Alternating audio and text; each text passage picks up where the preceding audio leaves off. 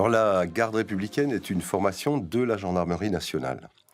Sa création remonte à 1802, où Napoléon Bonaparte a créé la garde municipale de Paris. Napoléon, d'ailleurs, a souhaité que cette garde municipale puisse assurer ses missions, bien sûr, à Paris, mais également sur les champs de bataille. En 1848, la garde républicaine est rattachée à la gendarmerie nationale. Mais au cours du 19e siècle, finalement, en suivant l'évolution de la vie politique française, des soubresauts à Paris, la garde républicaine changera une dizaine de fois d'appellation.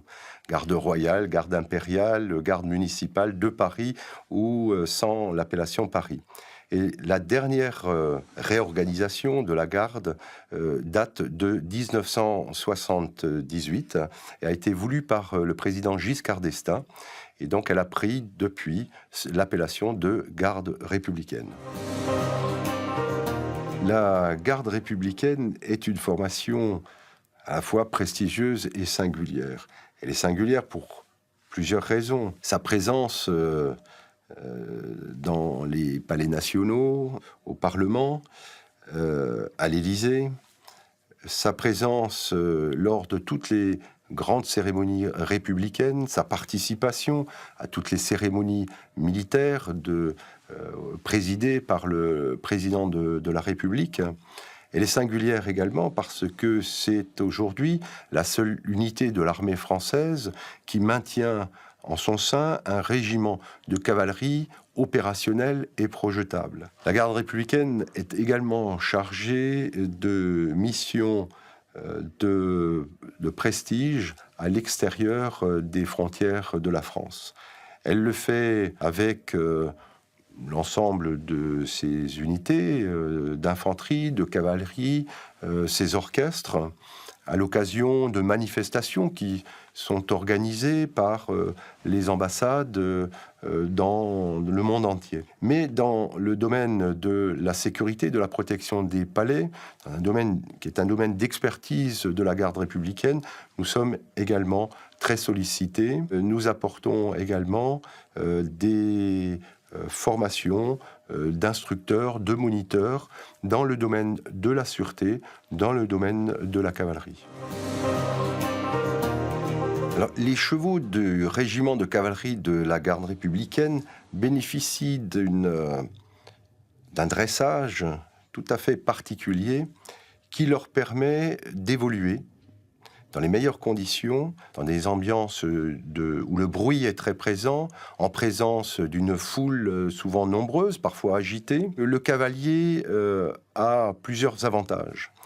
Par rapport au piéton, il peut parcourir des distances beaucoup plus importantes.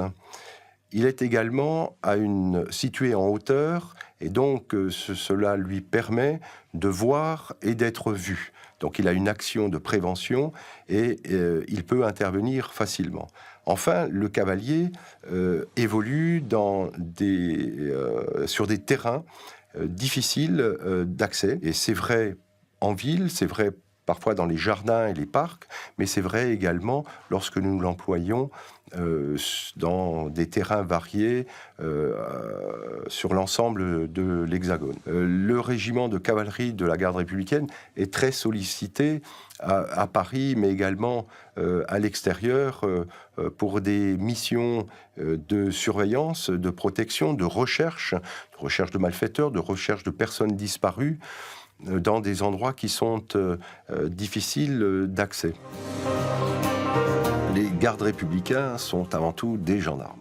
Ce sont des cavaliers qui se présentent pour rejoindre les rangs de la cavalerie.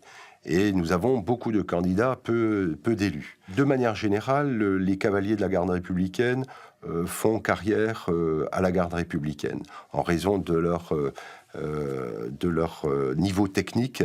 Les gardes républicains qui servent dans les régiments d'infanterie, en général, font un passage au minimum de 5 ans et certains d'entre eux peuvent faire une carrière complète. Nous avons dans nos rangs les musiciens de 6 formations musicales qui sont sélectionnées en fonction de leur niveau musical. C'est en particulier le cas pour les orchestres, l'orchestre d'harmonie, l'orchestre à cordes, où il est nécessaire, pour rejoindre la garde républicaine, d'être lauréat de l'un des conservatoires nationaux de Paris ou de Lyon. La garde républicaine maintient des traditions dans de nombreux domaines. Et notamment, je crois que l'on peut signaler tout particulièrement la tradition des uniformes.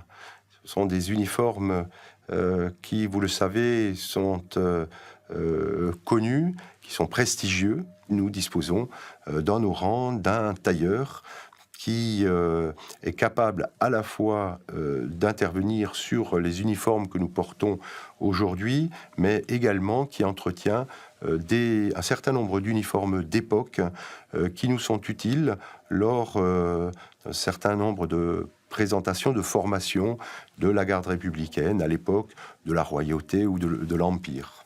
Dans le domaine de la cavalerie, nous avons la nécessité d'entretenir les selles, les harnachements, et nous disposons d'une dizaine de selliers bourreliers qui travaillent le cuir et assurent la restauration des selles d'armes notamment, qui sont des selles d'époque du 19e siècle, toujours en service, notamment lors des grandes escortes du président de la République. Je pense à nos casquiers qui assurent la rénovation, le maintien en bon état de nos casques qui datent du 19e siècle, à nos fourbisseurs qui entretiennent nos sabres d'époque. Nous avons également un personnel artisan chargé de maintenir et de fabriquer les shakos qui sont portés par nos fantassins et qui doivent être en permanence dans un état impeccable. Et il ne faut pas oublier, bien sûr, les maréchaux ferrants qui, au nombre d'une quinzaine, continuent à perpétuer la plus pure tradition du travail de maréchalerie en fabriquant les fers qui nous sont nécessaires à partir de la barre de fer jusqu'à la mise à la taille très précise du pied du cheval, adaptée au contexte d'évolution des chevaux.